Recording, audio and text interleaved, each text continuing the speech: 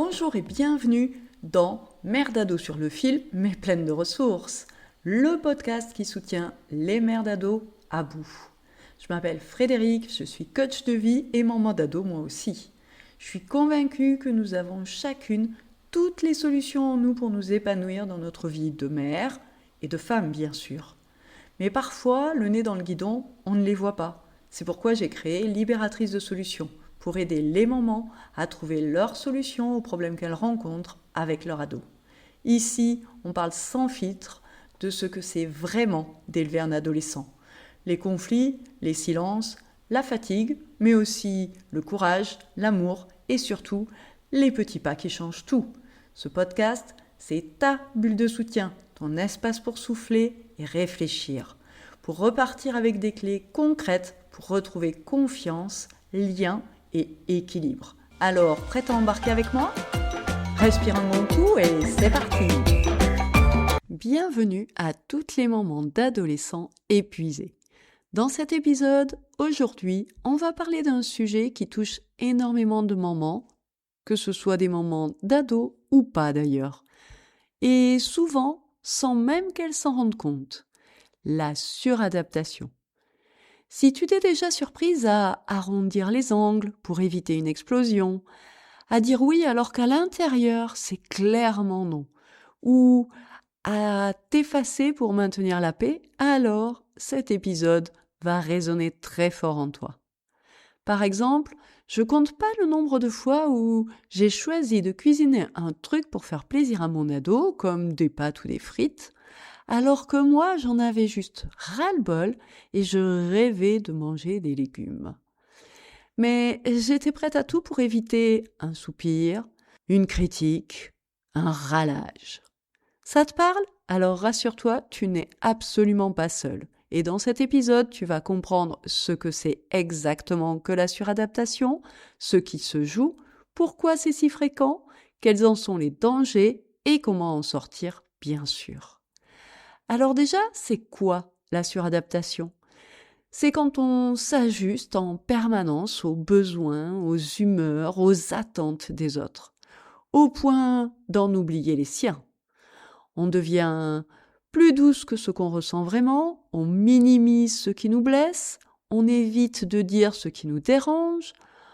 Finalement, on porte beaucoup plus que ce qu'on devrait. Et avec un adolescent, ce mécanisme se renforce souvent par fatigue, par peur du conflit, par envie d'éviter le chaos et puis par amour aussi. Par exemple, une maman que j'accompagne m'a raconté qu'elle avait dit non pour aller chercher son ado au lycée parce qu'il finissait plus tôt. Et puis il a insisté, il a râlé, il a argumenté et finalement, elle a cédé.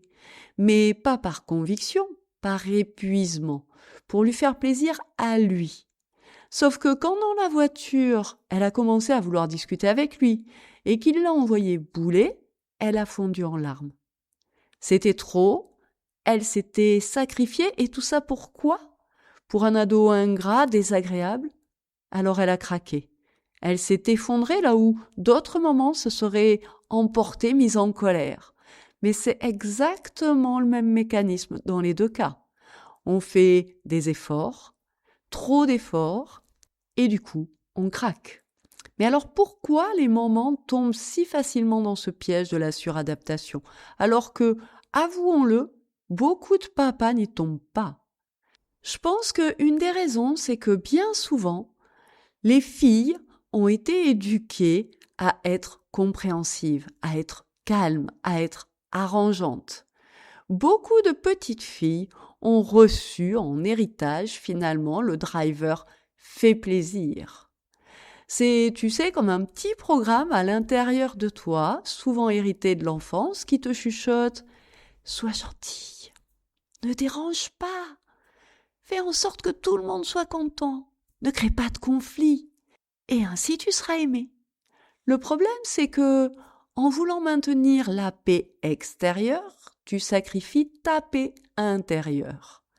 Le driver fait plaisir te coupe progressivement de tes limites, de tes besoins, de tes émotions et de ta véritable posture d'adulte. Et paradoxalement, il rend la relation avec ton enfant, ton ado, moins claires, moins solides et même souvent plus explosives sur le long terme. Bien souvent, tu te suradaptes aussi pour éviter une crise. Tu te fais toute petite, tu ne dis rien, même quand ça va trop loin. Et puis, soyons honnêtes, parfois ça semble plus simple de dire oui que de gérer une tempête à 19 heures quand on est déjà épuisé. Une autre raison pour laquelle les mamans se suradaptent, c'est la peur d'être une mauvaise mère.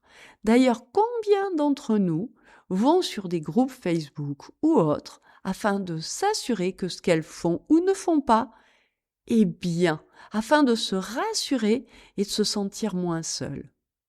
Les mères que je rencontre bien souvent doutent d'elles-mêmes, doutent quand elles doivent s'affirmer, refuser, exiger. Elles se demandent très souvent, est-ce que je suis trop stricte, pas assez compréhensive ou au contraire trop laxiste? La plupart des mamans veulent bien faire. Du coup, parfois, elles sont prêtes à s'oublier pour un sourire, un merci de leur ado, qui malheureusement bien souvent ne vient pas. Ce qui du coup les conduit à la frustration, à la rancœur, à un sentiment d'injustice qui abîme encore un peu la relation. Et c'est là finalement que tu as une véritable marge de manœuvre pour restaurer la relation, en cessant d'entretenir ta frustration. Et donc en arrêtant de te suradapter. Parce que oui, la suradaptation est dangereuse. Contrairement à ce que tu penses, elle ne crée pas la paix. Elle crée le silence, ce qui est totalement différent. Elle t'épuise, elle t'éloigne de toi-même, elle te fait porter des responsabilités qui ne t'appartiennent absolument pas. Et pour ton adolescent, elle est tout aussi dangereuse. Il perd des repères clairs, il teste encore plus, il croit que tu t'effaces, en profite et finit parfois par s'endurcir. Il n'apprend pas à gérer la frustration alors qu'il en a besoin pour grandir. Et dans la relation, ça crée souvent des non-dits, des tensions sourdes, des explosions soudaines, des reproches du type « après tout ce que j'ai fait pour toi ?» et sa réponse, souvent immédiate « moi j'ai pas demandé à venir au monde » ou « fallait pas faire de gamin si tu voulais pas les contraintes qui vont avec ». Résultat, ça conduit à un amour qui s'effrite et à une relation qui s'effondre. Donc tu vois, elle n'est pas une solution ni pour toi, ni pour ton ado, et encore moins pour votre relation. Mais alors quels sont les signes que tu te suradaptes? Comment savoir que tu es en suradaptation? Je vais te donner 5 des signes principaux à mon sens. Le premier, c'est quand tu minimises tes émotions pour garder la paix. Par exemple, quand ton ado te répond sèchement et que tu t'interdis de réagir pour éviter une crise. Tu fais comme si tu n'avais rien entendu. Tu respires et puis tu passes à autre chose. Deuxième signe, tu fais passer ses besoins avant les tiens, même si tu es épuisé. Par exemple, aller le chercher parce qu'il finit plus tôt pour lui éviter les heures de perm, lui éviter d'attendre son bus, alors que t'avais prévu d'avoir 1 heure tranquille chez toi ou 1 heure pour aller à la salle de sport. Troisième signe, tu te sens coupable dès que tu poses une limite. T'as dit non, mais tu passes ta soirée à y penser, tu vas sur les groupes, demander ce que les autres en pensent, te rassurer, etc. Quatrième signe que tu es en suradaptation, tu ne sais plus vraiment ce que tu veux. Quand ta meilleure amie te pose la question de ce qui te ferait vraiment plaisir, tu ne le sais pas. À force de te sacrifier, tu ne sais plus qui tu es et tu laisses les autres choisir pour toi. Tu dis souvent oh, c'est comme tu veux. Cinquième et dernier signe, tu exploses sans prévenir. Et tu t'étonnes toi-même. Une remarque anodine et tu pars au quart de tour. Alors que c'est beaucoup moins grave que plein d'autres fois où tu as ravalé ta colère, mais là, c'est la goutte d'eau qui fait déborder le vase. En fait, la plus grosse difficulté, elle consiste à trouver la posture juste entre colère et suradaptation. Éviter la suradaptation ne veut pas dire devenir dur, tout refuser, ignorer ce que vit l'autre, imposer sans écouter. Bien sûr que non. Pour que ce soit plus concret, prenons une situation très fréquente. celle de ton ado qui te parle mal. En suradaptation, tu ne dis rien. Tu encaisses, tu te dis « Ouais, après tout, il est fatigué, je veux pas aggraver la situation. » Résultat, tu ravales, tu minimises et tu continues comme si de rien n'était. Sur le moment, ça évite le conflit, certes, mais en réalité, tu t'oublies et d'une manière ou d'une autre, tu valides un comportement qui te blesse. Dans la colère, au contraire, tu exploses. Tu cries, tu montes le ton, tu l'envoies balader. Non mais tu te prends pour qui? Arrête de me parler comme ça. C'est une réaction normale. Après des jours et des jours, des mois parfois, à porter toute la charge émotionnelle. Mais elle n'apaise personne. Et elle renforce souvent le sentiment d'injustice chez l'ado aussi, qui ne comprend absolument pas cette réaction aussi soudaine que disproportionnée. Dans une posture juste, tu vas rester ferme et calme. Tu prends acte de son état, sa fatigue, sa frustration, son agitation, mais sans l'excuser. Et tu poses ton cadre clairement. Tu pourrais dire par exemple « Je vois bien que tu es énervé. Tu as le droit d'être en colère, d'être fatigué, d'être contrarié. Mais tes propos me blessent ou me mettent en colère. Aussi, je te demande de me parler sur un autre ton, de me parler autrement. » Cette posture change tout parce qu'elle dit « Je te vois, je t'entends, je reconnais ton émotion, mais je me respecte aussi. Je me respecte autant que toi. » Et la règle, elle, ne bouge pas, le respect. C'est exactement là que se situe la sortie de la suradaptation, dans cette capacité à rester connecté à toi, à l'autre et à la relation, sans t'écraser ni t'emporter. Alors, j'ai pas dit que c'était simple, hein, mais c'est possible. Et comment est-ce que tu peux faire ça? Donc, sortir de la suradaptation, petit pas par petit pas. La première des choses, c'est prendre conscience de ce qui se passe. Rien que le fait d'écouter cet épisode change déjà quelque chose. Prendre conscience, c'est le premier pas vers le changement. Tu vas regarder les situations du quotidien autrement à travers ce que je viens de t'expliquer et tu vas naturellement chercher l'équilibre. Alors tu ne vas pas le trouver du jour au lendemain, tu vas tâtonner, mais je sais que tu peux y arriver, un pas après l'autre. Ensuite, pour sortir de la suradaptation, tu vas te mettre à identifier ce que tu ressens vraiment. Faire une micro-pause, prendre 2 petites respirations et te demander de quoi j'ai besoin là, tout de suite.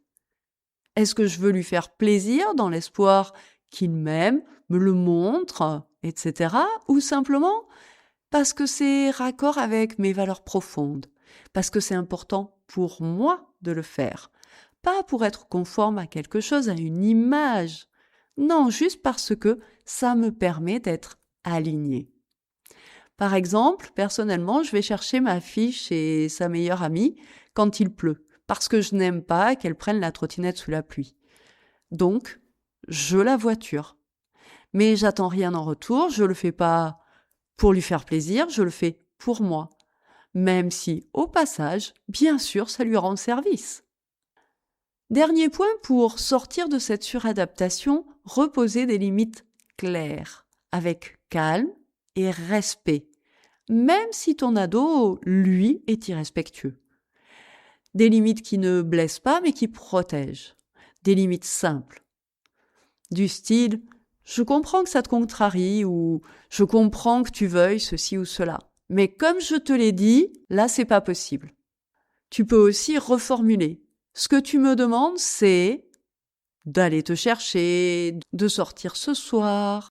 Puis quand il a validé, lui dire « Ok, je comprends que pour toi c'est important, sache que je serai ravie de te faire plaisir, mais cette fois-ci, ce n'est pas possible pour moi. » Tu peux aussi temporiser et lui dire « Je suis disponible pour toi dans 10 minutes. » Quand il te harcèle et qu'il veut absolument quelque chose là, tout de suite, immédiatement. Tu peux poser un « Merci de me parler avec respect » ou lui faire remarquer « Tu réalises combien ce que tu dis est blessant ?»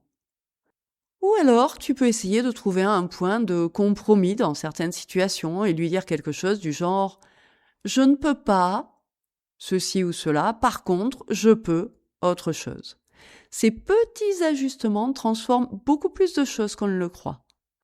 Enfin, j'aimerais terminer cet épisode sur ce que ton ado gagne quand tu sors de la suradaptation. Et c'est peut-être la partie la plus belle.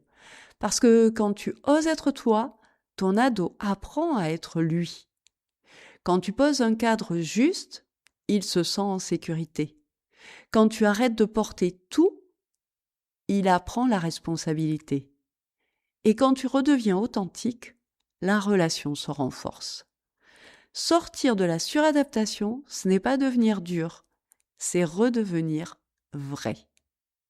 Alors, si cet épisode t'a parlé, si tu t'y reconnais, si tu sens que tu as besoin d'un espace pour réapprendre à poser des limites, à prendre ta place, à te recentrer, sache que je peux t'accompagner avec douceur et pas à pas. Je te mets en description de l'épisode le lien pour bénéficier d'un bilan gratuit de 30 minutes. Parce que tu n'as pas à tout porter toute seule et parce qu'une maman apaisée, c'est une famille transformée. Merci d'avoir écouté cet épisode de Mère d'ado sur le fil, mais pleine de ressources. Si cet épisode t'a plu, pense à t'abonner et pourquoi pas le partager avec une maman dont tu sais qu'il lui sera utile. Tu veux aller plus loin? Abonne-toi à ma newsletter pour recevoir conseils et soutien directement dans ta boîte mail. Et surtout, n'oublie pas, chaque jour, tu fais de ton mieux et ça, c'est déjà énorme. À très vite pour un nouvel épisode.